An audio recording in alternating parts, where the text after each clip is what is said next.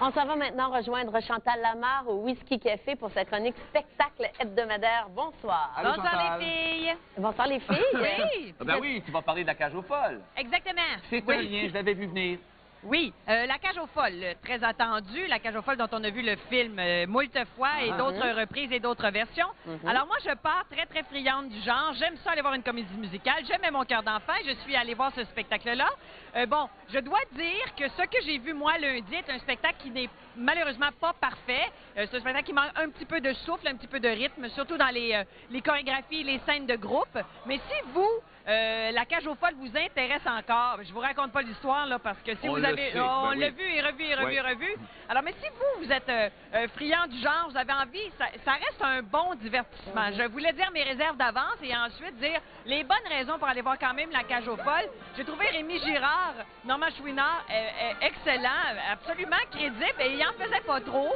Bon, c'est adapté. Alors, on va voir la fameuse scène de la biscotte, mais un peu à la sauce québécoise. Ça m'a fait beaucoup rire. Et surtout, le désopilant Luc Guérin, qui lui a fait ma joie tout le long de la soirée quand même, à force de cris, de gestuels et de toutes sortes de choses. Bon, est-ce que vous avez vu le spectacle, les amis? Je me suis rendue, moi. Oui? Oui, j'étais un petit peu déçue. Il manquait un petit peu de glamour, de sparkling. Bon, peut-être pour les mêmes raisons que moi, c'est parce que peut-être on l'a tellement vu qu'on s'attend à quelque chose qui est porté ailleurs ou qui va nous en mettre plein la vue. Mais je pense que si on a envie de La Cage aux folles et que cette histoire-là nous intéresse encore, ben, allez faire un tour parce que les gars sont bien bons et vous allez revoir cette bonne vieille histoire, finalement. Oui. Sous le regard des mouches, Ah, Chantal. ça, c'est autre chose. C'est chez Jean Duceppe. C'est la dernière pièce de Michel-Marc Bouchard. Il signe aussi la mise en scène. J'ai essayé de vous résumer cette histoire-là. Ça se passe sur un domaine encerclé d'une méga porcherie avec 14 000 cochons. Et il vit des mouches parce que c'est en hiver, un peu dans les conduits d'aération. Alors, les mouches surveillent ça. On retrouve des choses qui sont chères au thème dans l'œuvre de Michel-Marc Bouchard que moi, j'ai beaucoup suivi. La famille un petit peu dysfonctionnelle avec une faille, mais ce qu'il y a de nouveau, vous allez reconnaître des choses, mais c'est une pièce qui porte aussi sur l'horreur, sur la mort, sur la maladie.